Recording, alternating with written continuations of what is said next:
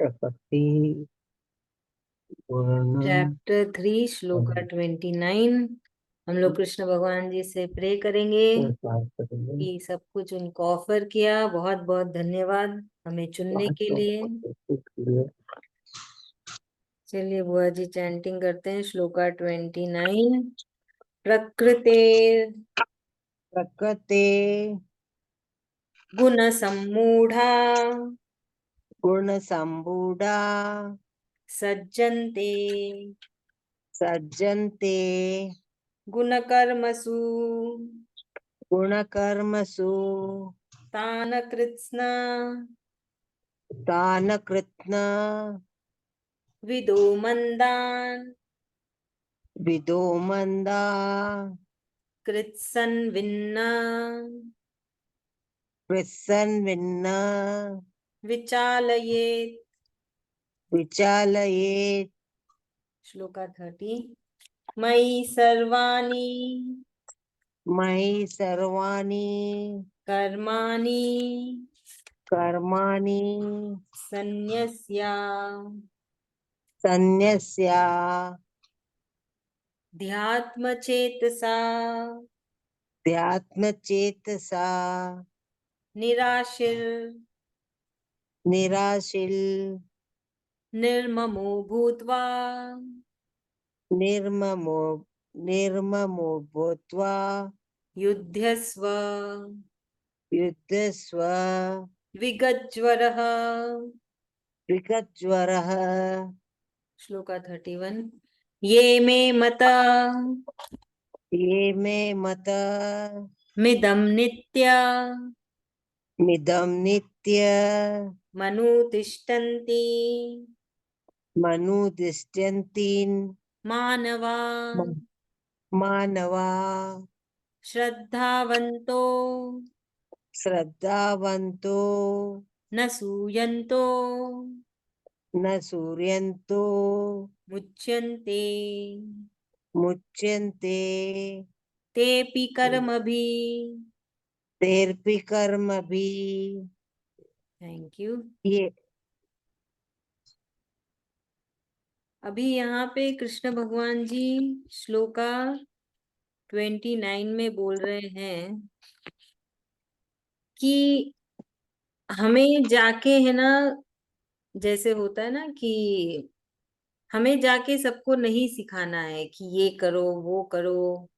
जैसे यहाँ पे बोला है 3 रकम के मनुष्य होते हैं।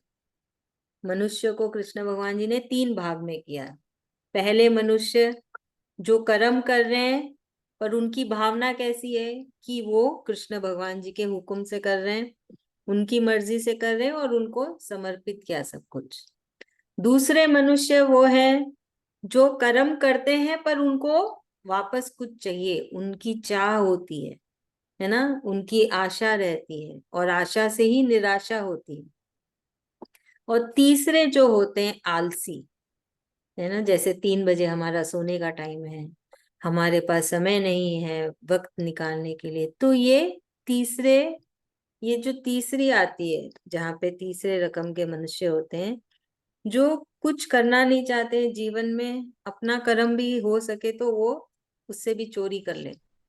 तो कृष्ण भगवान जी कह रहे हैं कि हमें जा जाके सबको नहीं सीख बताना है कि तुम ऐसे करो वैसे करो। भगवान जी कह रहे तुम ऐसे कर्म करो कि सब तुम्हें देख के प्रभावित हो, है ना। भगवान जी बोल रहे हैं किसी को सिखाएंगे, सिखाने जाएंगे ना, बताने जाएंगे तो वो हंसेंगे हमारे ऊपर।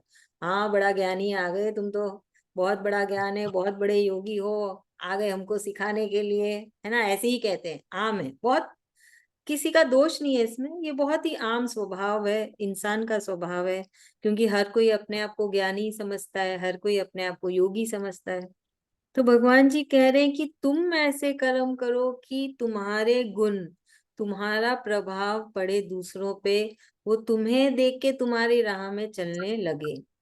तो जरूरी नहीं है कि हमें बहुत बड़ा आदमी होना चाहिए, बहुत नाम होना चाहिए हमारा, तभी हमें इस चीज का, है ना, इस चीज पे चलना है, ऐसा नहीं है। हर किसी को ऐसा ही होना चाहिए कि वो ऐसे कर्म करे कि उन्हें देख के दूसरे प्रभावित हो। जैसे हम बहुत ही आम इंसान है, तो हम कैसे प्रभावित करेंगे? हमारे परिवार को प्रभावित करेंगे, हमारे बच्चों को प्रभावित करेंगे, हमारे ना पार्टनर को प्रभावित करेंगे, है ना? क्योंकि हम गीता पढ़ रहे हैं, हम समझ रहे हैं, तो हमें कोशिश करनी चाहिए कि हम कृष्ण भगवान जी के बताए राह में चलें। तो हमको हर कोई देखता है ना, ऐसा लगता है हमें कोई नहीं देख रहा, पर सब देख रहे हैं। तो वो सब देखते हैं तो उनको वो प्रभावित होते हैं, उनको समझ में आता है। तो ये तो बहुत जरूरी है कि हम इस पे चले। जैसे आजकल के माँ बाप है ना, बच्चों को बोलते ये करो वो करो, वो खुद कुछ नहीं करते हैं। वो बोलते हैं स्क्रीन कम देखो। आप पहले खुद देखिए आप कितना स्क्रीन देख रहे हैं। आप पहले उस पे नजर रखिए कि खुद आप कितना कर रहे हो, फिर अपने बच्चों को बोलना। बच्चे तो आपको ही देख के सीख रहे हैं ना। आप स्क्रीन देखोगे और बच्चों को बोलोगे नहीं नहीं तू तो पढ़ाई कर, तू तो है ना भगवान का नाम ले, और खुद हम कभी भगवान का नाम लेते नहीं है, तो फिर बच्चे कैसे करेंगे?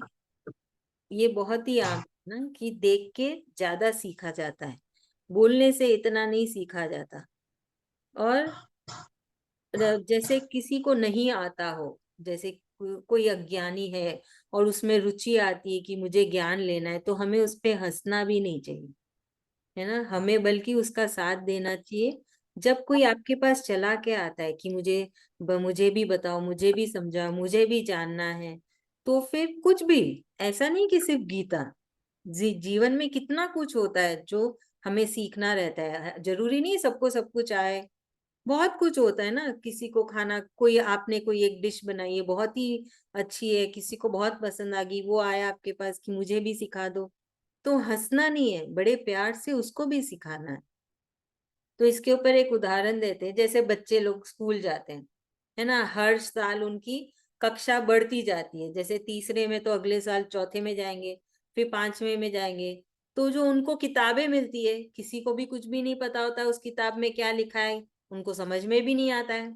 तो क्या उनके ऊपर जो उनकी टीचर है हंसती है? नहीं, टीचर क्या करती है, उनको समझाती है, सिखाती है कि ये तुम्हारे किताब में लिखा है, इसको ऐसे पढ़ना है, ऐसे समझना है। तो वैसे ही भगवान जी बोलते ऐसे टीचर बनो कि कोई जब आपके पास सीखने आता है तो आप उसको बड़े प्यार से सिखाओ, ना कि उस पे हंसी उड़ाओ, है ना? हमें तो हम यहाँ पे क्या चीजें सीख रहे हैं? पहली बात तो भगवान जी बोले किसी को सिखाओ मत, ऐसे बनो कि तुमको देख के लोग सीखे। दूसरी बात कि हमें किसी पे हंसना नहीं चाहिए, किसी का मजाक नहीं उड़ाना चाहिए, है ना? जरूरी नहीं है हर कोई पूरा निगुण हो, ऐसा तो हो ही नहीं सकता है। अगर कोई मनुष्य पूरी तरह से संपूर्ण हो, तो फिर तो वो कृष्ण भगवान जी बन जाए। हर मनुष्य में कुछ ना कुछ खामियां होती है, कुछ ना कुछ उनमें कमी होती है, तभी वो मनुष्य है। तो हमें एक दूसरे की सहायता करनी चाहिए, मदद करनी चाहिए, और ना कि हमें, है ना, मतलब हमको ये नहीं सोचना है कि अरे वो कितना ज्ञानी है, वो कितना अज्ञानी है, ये तो इतना अज्ञानी, इसको ये भी नहीं आता, वो भी आना है, वो सब हमको नहीं सोचना है। क्योंकि हर मनुष्य का अलग होता है लेवल, सबकी समझ अलग होती है, सबकी इंद्रियां अलग होती है, सबका मन अलग होता है। सब अपनी अपनी जगह में एकदम सही है, कहीं कुछ ना कुछ तो सब में कमियां होगी। तो हमें उन कमियों को नजरअंदाज करके आगे चलना, और ना कि हंसी उड़ानी है। तो ये तो बहुत ही इम्पोर्टेंट श्लोका है, जहाँ पे भगवान जी बहुत सारी बातें बोल रहे हैं कि हमें किसी का मजाक नहीं उड़ाना, हमें किसी को सिखाना नहीं है, ऐसे बने कि सब हमसे सीखें, है ना? और जब कोई आपके पास सीखने आए, जब आपसे कोई मांगे मदद कि मुझे भी सिखा दो, ये मुझे भी जानना है, तो बड़े प्यार से उन्हें समझाइए और सिखाइए।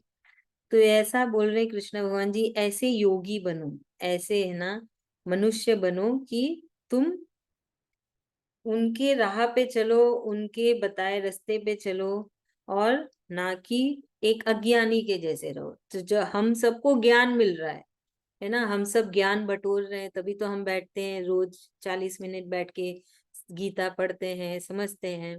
तो हमें रोजाना कोशिश करनी है, क्योंकि ये हमारे अंदर ही एक नया बदलाव लाना है ना, हमारे अंदर ये एक नया बदलाव लाना है। तो एक जब नया बदलाव लाना रहता है तो थोड़ा समय लगता है, और हम उसको भूल भी जाते हैं क्योंकि हमारे जीवन में बहुत कुछ चलता है। तो हमें बार बार याद करनी चाहिए। तो हम देखते हैं कि कृष्ण भगवान जी कैसे घुमा घुमा के अलग अलग तरीके से हमको समझाने की कोशिश कर रहे हैं, याद दिलाते हैं कि तुमको ये करना है, मैंने ये बोला था चैप्टर 2 में, तुमको याद है कि नहीं है। तो ये सिलसिला चलता रहेगा, 700 श्लोका है ना, आखिरी श्लोका तक ये सिलसिला चलेगा, जहाँ पे अचानक से भगवान जी हमको याद दिलाएंगे मैंने ये सिखाया है, ये ही है सार, गीता का सार यही है, तुमको करना है। तो हमको बार बार भी खुद को भी ऐसे ही समझाना है। मनुष्य भटक जाते पर अपना दिमाग वापस से लाओ और फिर से कृष्ण भगवान जी पे लगाओ, अपने कर्म पे लगाओ। और तो यहाँ पे भगवान जी क्या बता रहे कि हमारा मन कैसा होना चाहिए, हमारे इरादे कैसे होने चाहिए कि हम दूसरों की मदद करें, है ना। यहाँ पे तो यही बता रहे ना भगवान जी की दूसरों की मदद किस किस तरीके से हो सकती है, अलग अलग तरीके से हम कैसे किसी की मदद कर सकते हैं। तो हमको भी हमारे अंदर ऐसी भावना लानी। ये सब क्या है, ये सब भावना ही तो है, ये सब आपके इरादे ही तो है कि आपके इरादे कैसे है, भावना कैसी है, आपका मन कैसा है, आपका दिमाग क्या सोचता है। तो ये सब हमें इस तरह से हमें अपने आप को ढालना है, इस सांचे में हमें अपने आप को ढालना है ना। तो ये बोला है श्लोका 29 में भगवान जी ने। चलिए कौन समझाएगा? हाँ सुशीला हुआ जी। जय श्री कृष्ण। जैसे कृष्ण भगवान जी ने कहा है कि मनुष्य 3 प्रकार के होते हैं। एक मनुष्य होता है जो अपने आप को भगवान के समर्पण कर देता है। दूसरा मनुष्य होता है कि वो काम करता है और वापस चाह रखता है कि कोई वापस मेरी प्रशंसा करे और ऐसा कुछ करे। और तीसरा मनुष्य होता है आलसी। तो हमें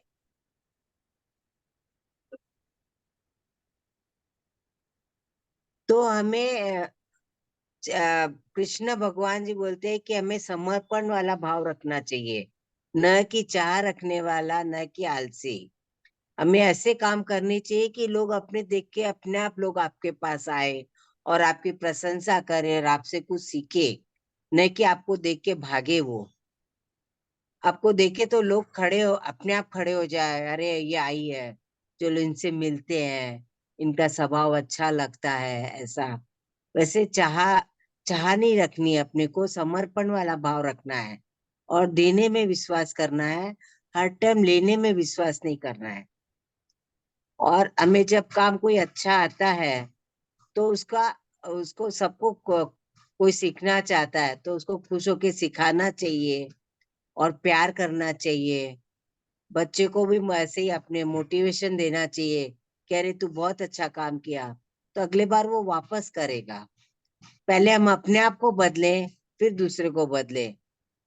जैसे आपने बोला कि टीवी का बराबर सही बात है ये, कि अपन तो टीवी देखते और बच्चों को शिक्षा देते कि तू टीवी मत देख, फोन में बात मत कर। अरे तुम उसके सामने बात कर रहे तो करना ही है, वो देख रहा है ना। बोलते भगवान, अब बच्चा देखने से ज्यादा कॉपी करता है, हम्म, सुनने से कॉपी नहीं करता है, देखने से ज्यादा कॉपी करता है अपना। इसलिए अपने भाव और समर्पण और देने का भाव सब अच्छा रखना चाहिए। और हमें दिल का भी अच्छा होना चाहिए, नरम दिल का रहना चाहिए और सकारात्मक विचार रखना चाहिए, न कि हर टाइम सबको जोर जोर से चिल्ला रहे, डांट रहे हैं। ये हमारे में सब में है, ये खूबी। कोशिश कर रहे हैं कि और कम होते जाए। Narayan Narayan. Narayan Narayan, thank you so much, बहुत अच्छा बोले। अभी श्लोका 30 जो मैं हमेशा बोलती हूँ कृष्ण भगवान जी को ऑफर करो, तो उसी टॉपिक पे है श्लोका 30 भी। यहाँ पे भी कृष्ण भगवान जी उस टॉपिक पे भी है, और ऐसा देखा जाए तो वो फिर से हमारा रिवीजन भी करा रहे हैं, हमें याद भी दिला रहे हैं कि गीता का सार क्या है, मैं क्या चाहता हूँ, मनुष्य कैसे रहे, मनुष्य को कैसे रहना है। तो यहाँ पे कृष्ण भगवान जी कह रहे हैं कि अपना कर्म 21 भावना से, है ना, कर्म तो सबको करने, जो कर्म कर रहे हैं वही करने हैं, कुछ नया करना नहीं है। ऐसा नहीं कि आप गीता पढ़ रहे हो तो आपके कर्म बदल गए, ऐसा तो बिल्कुल भी नहीं है। जो है आपकी जिंदगी वैसे ही चलेगी, जो आपके जीवन में जुड़े हैं सब वैसे ही जुड़े रहेंगे। तो सिर्फ क्या बोलते हैं कृष्ण भगवान जी, आपकी भावना, किस भावना से, किस है ना दिमाग से, किस दिल से, किस कैसी इंद्रियों से आप अपने कर्म कर रहे हो। तो भगवान जी कह रहे हैं कि है ना, आप अपने सारे कर्म ऐसे करो कि वो कृष्ण भगवान जी के लिए है, उनकी मर्जी से है, उनकी इच्छा से है और उनको समर्पित किया। ना कि ऐसी भावना होनी चाहिए कि मैंने किया, मेरी वजह से ऐसा हुआ है, मैंने किया है ये सब, मैंने श्लोका सीख ली, चैंटिंग करना, मैंने गीता समझ ली। ऐसा नहीं होता है, मैं तो कुछ नहीं है। हम इंसान तो कुछ नहीं कर सकते हैं जब तक कृष्ण भगवान जी की इच्छा ना हो, मर्जी ना हो, जब तक उनका आशीर्वाद ना मिले। कोई गीता खोल भी नहीं सकता है। कितना बोलते हैं हम सब, है ना, अपने अपने रिश्तेदारों को, अपने अपनों को, दोस्तों को, सबको कितना बताते हैं। कोई आ पा रहा है? क्योंकि उनको होनी ना कृष्ण भगवान जी की मर्जी होनी, उनकी कृपा होनी, तभी तो कोई पाएगा, पढ़ भी पाएगा। सबको गीता पता है, पर सबके पास बहाने कितने होते हैं। तो वही है, भगवान जी बोल रहे हैं कि जो हमारे अंदर मैं होती है ना, घमंड होता है, मैं होती कि बहुत लोगों में होता है, स्वाभाविक है ना, मनुष्य है तो वो आएगा ही, क्योंकि वो स्वभाव है। पर उससे ऊपर उठना है। कृष्ण भगवान जी कह रहे हैं उस मैं को अपने अंदर से निकाल के फेंको, अपने आप को इतना ऊंचा बनाओ, उसके ऊपर उठो। उस मैं के ऊपर बहुत कुछ है। क्योंकि क्या होता है, मनुष्य उस मैं में गुम जाता है, नाश हो जाता है, उनका विनाश हो जाता है। जैसे रावण का हुआ, है ना, उसके मैं के वजह से ही तो उसका विनाश हुआ। कंस का हुआ, उसमें भी मैं आ गया। बहुत ज्ञानी है वो तो, बहुत बहुत ज्ञानी है, बहुत बड़े भक्त भी है, पर उनमें घमंड आ गया कि मैंने भगवान को मनाया, मैं इतना ज्ञानी बना, मैं इतना महावीर बना ना, महाबाहु बना। तुम कैसे बने? तुम्हारे पे कृष्ण भगवान जी की कृपा हुई तभी तो बने ना, पर वो तो अंधे हो गए घमंड में। तो हमें कोशिश करना है कि हम ऐसी ना बने। हम पे है ना, हमारी बुद्धि सही रहे, हमारा मन साफ रहे, हमारी इंद्रियां सही रहे, और हमें वो घमंड ना आए कभी भी, है ना, कभी भी मैं नहीं आए। और हम हमेशा यही भावना से सारे कर्म करें कि कृष्ण भगवान जी की इच्छा है, उनकी कृपा है, और उनको ही समर्पित किया, उनके लिए ही हम ये किए। तो जैसे हम ये क्लास अटेंड कर रहे हैं तो उनकी मर्जी से हो रहा है, उनका मन है, और उनको ही ऑफर किया, है ना। इसलिए मैंने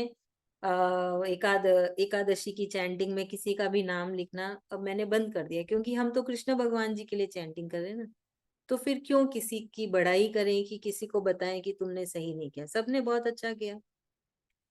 तो वही होता है सब, उसी भावना, है ना। हर श्लोका में हम देखते हैं कि कृष्ण भगवान जी यही समझा रहे हैं कि तुम्हारी मन की भावना कैसी है, तुम्हारे विचार कैसे हैं, है ना, तुम्हारा दिमाग क्या सोचता है।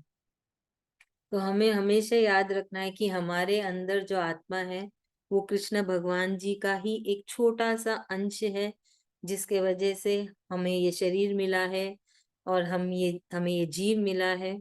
और कृष्ण भगवान जी अंदर बैठ के हमारे ऊपर पूरी नजर रख रहे हैं, हम क्या कर रहे हैं, किस मन से कर रहे हैं, कैसी भावना है अंदर से। ऐसा नहीं ना बाहर दिखा दिया कि हाँ मैं तो कृष्ण भक्त हूँ, अंदर से तो सोचे अरे यार क्यों नाम लेना पड़ रहा है, क्यों इतना कुछ दिखाना पड़ रहा है, वो तो ढोंगी हो गया ना। तो वैसे नहीं करके, तो हमें जब हम इस भावना से अपने कर्म करते हैं तो हम त्याग कर रहे हैं, हम जप कर रहे हैं, हम यज्ञ कर रहे हैं, रोज, हर वक्त, हर समय। याद है इस टॉपिक पे शुरू में चैप्टर 3 में भगवान जी ने बताया था कि कर्म किस भावना से करते हो। अगर इस भावना से किए तो तुम रोज यज्ञ कर रहे हो, तुमको हवन कुंड में लेके बैठने की जरूरत नहीं है, तुम अपने कर्मों से ही रोज यज्ञ करते हो, है ना। तो यहाँ पे देखिए फिर से रिविजन आ गया, 30वें श्लोका में भगवान जी ने फिर से याद दिला दिया कि किस तरह से तुम्हें यज्ञ, अपने कर्म करने हैं, किस भावना से करनी है। तो देखा जाए तो ये जो तीसरा चैप्टर है, इसमें जितनी भी सीख है सब में से थोड़ा थोड़ा लेके कृष्ण भगवान जी ने श्लोका 30 में बोल दिया कि है ना, कर्म योग क्या है। कर्म योग क्या है? वो सिर्फ कर्म करना है, किस भावना से करनी है ना। तो आपकी भावना कैसी होती है, आपका मन क्या है, आपका विचार क्या है ना। फिर आप कैसे कर्म कर रहे हो, और वो कर्म को कैसे आप है ना एकदम परफेक्ट बना सकते हो, मतलब एकदम करेक्ट। तो कैसे होता है? पहला, कि हमें मैं नहीं होना चाहिए, है ना। हम तो सिर्फ यही समझे कि हमारा जो कर्म है हम कर रहे हैं, कृष्ण भगवान जी की इच्छा से कर रहे हैं, मर्जी से कर रहे हैं, उनको समर्पित किया, है ना। इसमें मेरा कुछ नहीं है, मेरा तो सिर्फ काम है कर्म करना। दूसरा, कि हमारी बुद्धि का सही इस्तेमाल करना। बुद्धि गलत भी इस्तेमाल हो सकती है ना, अगर बुद्धि को सही नहीं करे तो गलत राह में चले जाते ना। बोलते हैं ना कि गलत राह में मत चले जाना, गलत संगत में मत पड़ जाना, क्योंकि बुद्धि सबको सही मिली है। अब आप उसका इस्तेमाल कैसे करते हो, वो मायने रखता है। अगर बुद्धि को गलत जगह पे लगाए तो वो गलत हो गया। जैसे चोर, डकैती जो होते हैं आजकल, जो इतने लड़ाई झगड़े दंगे फसाद, बहुत दिमाग मिला है उनको, पर वो क्या समझ ही नहीं पा रहे कि इस दिमाग का इस्तेमाल कैसे करें। वो गलत राह में चले जाते हैं, वो गलत जगह पे सोचने लगते हैं। तो हमें हमारी बुद्धि पर भी पूरा नजर रखना है कि हमारी बुद्धि हमसे सही काम करवा रही है ना। हम, क्योंकि बुद्धि तो हमको बताती है क्या करना है ना। कौन देता है पूरे ये शरीर को, ये मशीन को डायरेक्शन कौन दे रहा है? हाथ बोलता है क्या तुम इधर जाओ उधर जाओ, खाना खाओ क्लास करो? नहीं, हाथ नहीं बोलता है ना, मन बोल रहा है, दिमाग हमारी बुद्धि बोलती है कि अभी गीता क्लास करो, अभी अपना काम करो, अभी ये दूसरा क्लास करो, है ना। तो सब कुछ यहाँ पे है, वो ही सबको सारी है ना इंस्ट्रक्शंस देता है कि क्या करना है कब करना है। तो हमें हमारी बुद्धि पे हमेशा नजर रखनी है, कहीं गलत राह में तो नहीं ले जा रहे। तीसरा है, जो बोलते ना चिंता, बहुत चिंता होती ना। जो बीत गया उसको लेके भी सोचते रहते हैं, जो हो रहा है उस पे भी बेवजह सोचते हैं, जो होने वाला है क्या होगा उसको लेके भी चिंतित रहते हैं। तो क्यों चिंता क्यों करना, जरूरत ही नहीं है। जब आपने कृष्ण भगवान जी को सब कुछ ऑफर कर दिया, सब कुछ सौंप दिया, फिर आप क्यों चिंता कर। सॉरी, चिंता चिता की ओर ले जाती है। हाँ जी, तो हमें ये भी नहीं करना चाहिए। से तो फिर क्या करना चाहिए? दिमाग कुछ तो करेगा ना, खाली कैसे बैठे? खाली दिमाग तो शैतान का घर हो गया।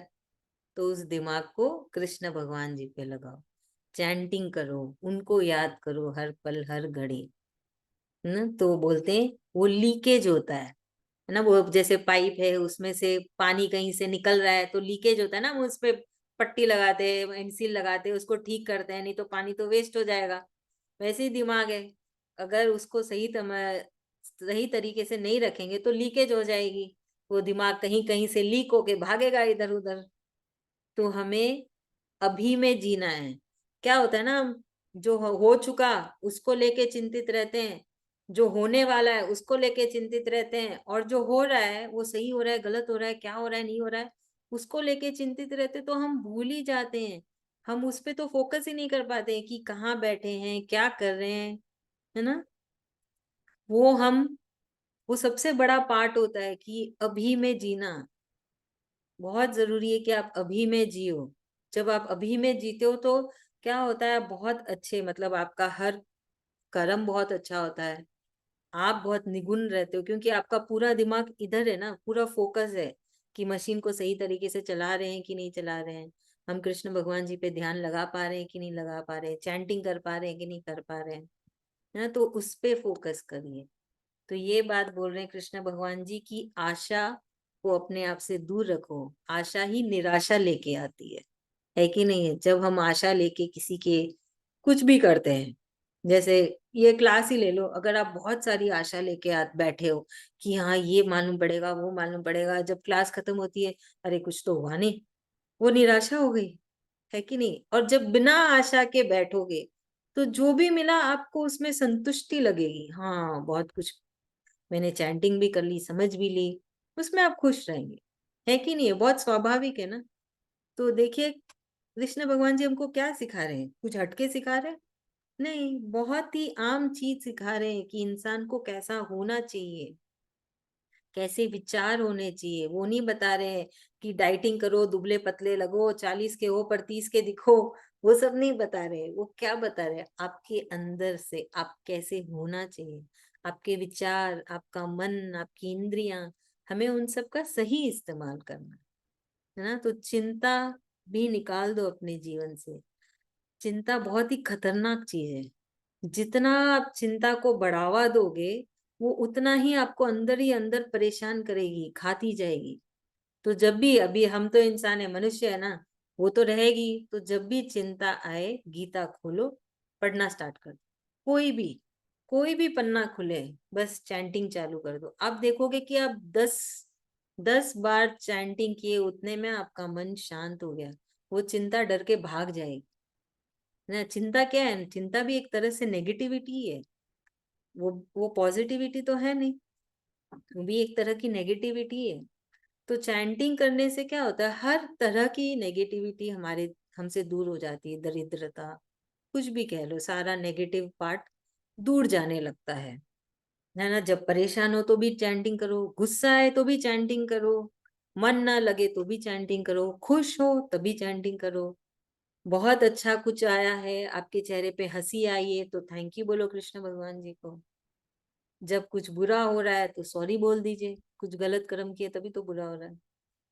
तो ये सब चीजें हमें याद रखनी है। तो कृष्ण भगवान जी ने फिर से पूरा रिविजन करा दिया गीता का श्लोका 30 में।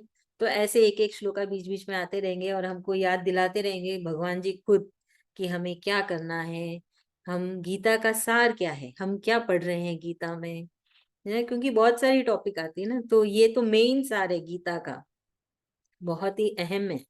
तो ये है, तो हमें डेली हमको भी खुद को याद दिलाना है, चैंटिंग करते रहना है, चैंटिंग करते रहना है। तो वही ऑफर करो, कृष्ण भगवान जी बोल रहे सब कुछ ऑफर करते चले जाओ। चलिए, कौन समझाएगा? बीना भाभी, मैं आपको ही देख पा रही हूँ, आप ही समझा दीजिए। जय श्री कृष्णा दीदी। जय श्री कृष्ण भगवान। कृष्ण भगवान जी बार बार वही समझा रहे हैं कि अपने लोग जो भी करते हैं वो भगवान पे अर्पण करना चाहिए और कर्म सारे अच्छे करने चाहिए। भगवान बार बार श्लोक में याद दिला रहे हैं कि कर्म अपने लोग कैसे करते हैं। जैसे कि अब बुद्धि से, जैसे बुद्धि तीन आप बताए, बुद्धि एक तो बताए और एक चिंता बताए, एक और पहला क्या बताए? बुद्धि, चिंता और हमारा दिमाग। हाँ, दिमाग। वो दिमाग से मतलब काम करना चाहिए। और मतलब अपने लोग दिमागी मतलब जैसे इशारा करते हैं अपने लोग को सब कुछ करने के लिए। अपने जो करते हैं तो दिमागी से इशारा मिलता है। तो अपने लोग को अच्छा अच्छे दिमाग से अच्छा सोचना चाहिए, अच्छा करना चाहिए। और चिंता तो करनी नहीं चाहिए, ना आगे का सोचना चाहिए, ना पीछे का, ना अभी क्या होने वाला है, भविष्य वर्तमान वो सब में जाना नहीं चाहिए। जो हो रहा है सो ठीक है, सब भगवान की कृपा से अच्छा ही होगा। और भगवान पर भरोसा रखना चाहिए अपने लोग को। और भगवान की वही चैंटिंग करते रहना चाहिए। और चिंता तो बिल्कुल करनी भी नहीं चाहिए। चिंता करने से तो कुछ, भगवान जो चाहेंगे वो होगा। तो कर्म तो अपना करना ही है, तो कर्म तो करते रहो और बस चिंता करो मत, बुद्धि से काम करो और भगवान की चैंटिंग करते रहना है। यही बार बार भगवान समझा रहे हैं। और भगवान को जो अपने लोग करते हैं सब भगवान को ऑफर करना है। जो भी कर्म करते हैं सारे भगवान को ऑफर करते रहना है। यही भगवान बार बार समझा रहे हैं, कृष्ण भगवान में मन लगाना है। थैंक यू सो मच, बहुत अच्छे, एकदम सही। तो हमें इस चीज को हमेशा याद रखनी है, क्योंकि यही है गीता का सार। तो जो है कि बहुत लोग हैं ना जो डरते हैं कि नहीं नहीं, हम गीता अभी नहीं पढ़ेंगे, उसमें क्या है पता नहीं। तो इसमें डरने का कुछ भी नहीं है। गीता तो क्या है, वो एक रूल बुक है ना, नियम, नियम कानून की, ये शरीर का इस्तेमाल कैसे करना है। ऐसा नहीं कि आपको अपने ना पूजा पाठ में नया पूजा पाठ ऐड करो। या लोग ट्राई करके देखते हैं कि लोग डरते हैं, अरे नहीं गीता पढ़ा तो फिर है ना एक नया पूजा करना पड़ेगा, कुछ नया पाठ करना पड़ेगा, ऐसा कुछ नहीं है। यहाँ पे तो सिर्फ भगवान जी बता रहे कि तुमको ये जो मैंने मशीन दी है उसका तुमको इस्तेमाल कैसे करना है ना, वो बताया गया है गीता में। कृष्ण भगवान जी ने वो बताई है। वो तो बहुत आम होता है ना, हम कोई नई मशीन खरीद के लाते हैं तो उसका मैनुअल बुक आता है ना साथ में कि इसको कैसे यूज करना है, कैसे कैसे यूज करोगे, खराब हुआ तो क्या करोगे। तो वही गीता भी तो इंसानों की मैनुअल बुक है कि ये तुम्हारा ये शरीर, मनुष्य वाला शरीर जो है उसको कैसे इस्तेमाल करना है। इसके अंदर बहुत सारे अर्जे पुर्जे हैं, उनका सही इस्तेमाल नहीं किए तो मशीन गलत राह में चली जाएगी, गलत तरीके से काम करेगी। तो वही चीज है। तो जब कोई ऐसे डरे तो हमारा फर्ज बनता है कि हम उनको समझाएं कि क्या है गीता, क्या है। तो ऐसा नहीं कि हमको डेमो देना चाहिए, डेमो। हाँ जी, हमको डेमो देना चाहिए, उनको समझाना चाहिए कि क्या बोला है गीता ने। बस उसके श्लोका बहुत अच्छे हैं, महामंत्र है, क्योंकि भगवान के खुद के वचन है। तो ये भगवान के खुद के वचन कहीं नहीं मिलते हैं ना। भजन किसने बनाए, कोई बहुत ही बड़ा भक्त, उन्होंने बनाया। चालीसा सब किसने बनाई, भगवान जी के बड़े भक्त ने बनाई, है ना। तो सब भक्तों ने बनाया है। गीता भक्त ने नहीं बनाई, खुद कृष्ण भगवान ने बनाई है, खुद भगवान ने बनाई। इसलिए इसकी चैंटिंग का बहुत अच्छा प्रभाव पड़ता है, इसलिए इसको महामंत्रा कहा जाता है। और इसके जो एक एक शब्द है, अक्षर है, वो है ना, जैसे बोलते हैं ना सोना उगलते हैं ना, ऐसे कि मैजिक है इनमें। इसलिए तो 10वें श्लोका तक भी आप पहुंचोगे तो अगर गुस्सा है तो गुस्सा गायब हो जाएगा, चिंता है तो चिंता चली जाएगी, परेशान हो तो परेशानी चली जाएगी, कुछ भी हो, सब कुछ। आपका मन शांत हो जाएगा। क्या है गुस्सा, क्या है कोई सामने से कोई चल के आ रहा है, नहीं, हमारे अंदर ही तो है। चिंता क्या है, कोई सामने से चल के आ रहा है, हमारे अंदर ही तो है चिंता। परेशानी क्या है, सामने से आ रही है, बिल्कुल नहीं, हमारे अंदर ही है। सब कुछ हमारे अंदर ही है।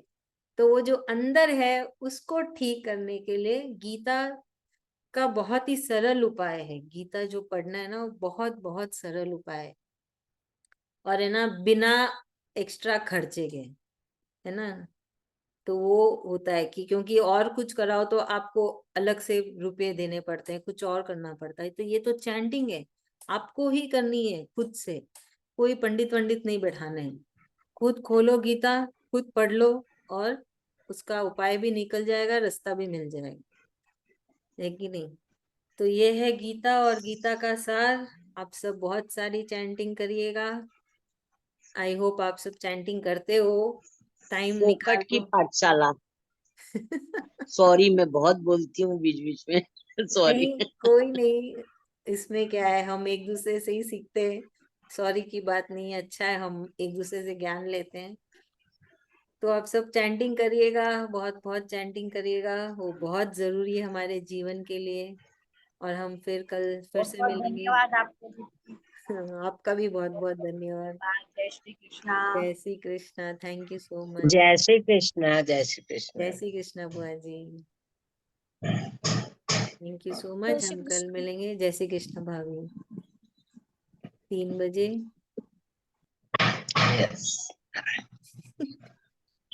हाँ, जय श्री कृष्णा बोलो, जय श्री कृष्णा टकलू। जय श्री कृष्णा, जय श्री कृष्णा। दोनों फोन पकड़ने के लिए ऐसा करते